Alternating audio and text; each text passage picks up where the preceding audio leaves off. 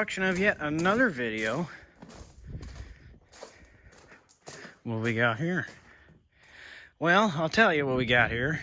What we got here is the case VAC. I'm pretty sure it's a 1949. I can't remember. I get these two mixed up considering I don't really mess with them very often. And so I've been doing some diagnosis, and apparently this wire right here was loose, and I was only getting like 4 volts out of it, getting like 3 at the coil. So no way was it starting, no spark. So I'm gonna tighten that screw up down there. Then we'll go from there. Spins over wonderfully. The air cleaner was nothing but gunk. So this guy's gonna have to be taken off and bathed in the some carb cleaner. I honestly thought that it wouldn't start, but it's kind of looking like it the more I look at it, because there's just a couple little bitty things here and there that are wrong with it. Other than that, it may run. It may run only on ether though, because the gas right there doesn't really want to stay in the carb, or not the carb, the flow pool too much. Not the flow pool, good Christ, I'm thinking of carb parts. The sediment bowl. That's the right term. All right, I'm gonna catch you back here in a second. Okay, so further diagnosis reveals, my diagnosis was tightening that up and then spinning it over. So far, still no spark. So switch is off for now. Actually, I'm gonna turn that on. We're going to address this. So I got the negative hooked up to the battery on the negative terminal. This is the in on the coil. Help if that was turned on.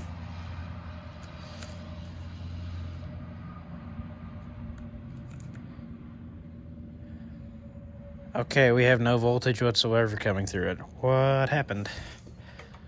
Is there anything back at the switch?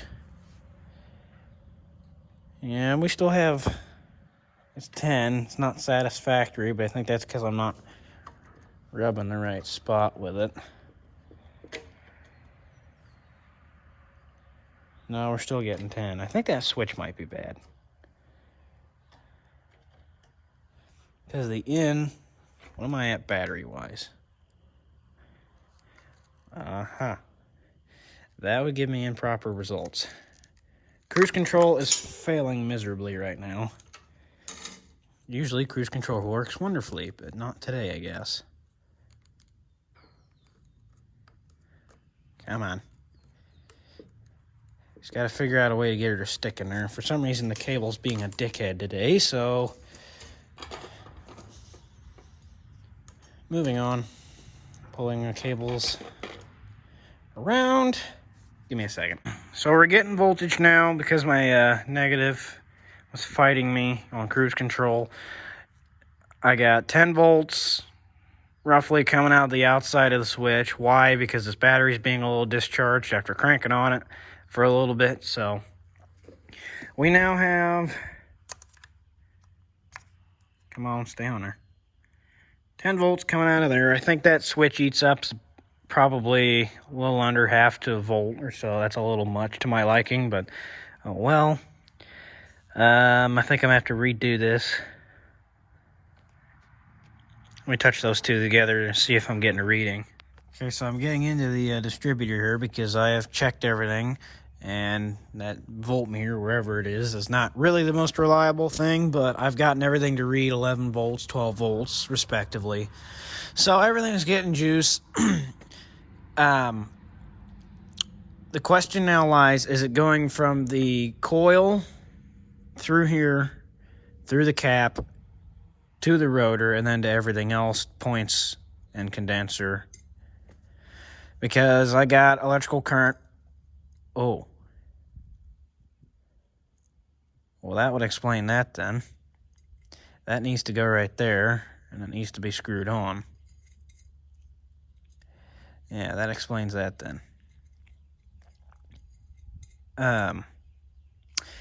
But I have no spark still, and I'm guessing it's something to do with this guy, other than this, or the coil. If I put this back on and it gets spark, I'm going to be amazed, because that was on there like that from the beginning, but That's not my point. See if I can get that on there by hand and then get a wrench and tighten that. That stupid freaking cover's in the way. That does no good. Yep. Give me a second.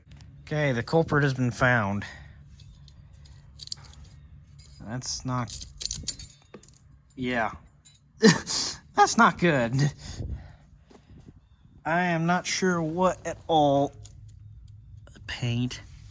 Oh, I saw something fly out of there other than that, but I ain't got a clue as to what this guy's supposed to do. I'm sorry, I'm ignorant on that part. Yeah, but that's not good, so... That explains why this thing doesn't want to run, because whatever the hell this is no good. That, and I need to attach the wire going from the condenser to the points back on there because it popped off.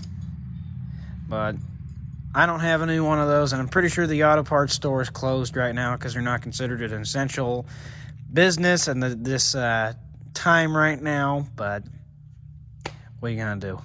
This is a project that's not necessarily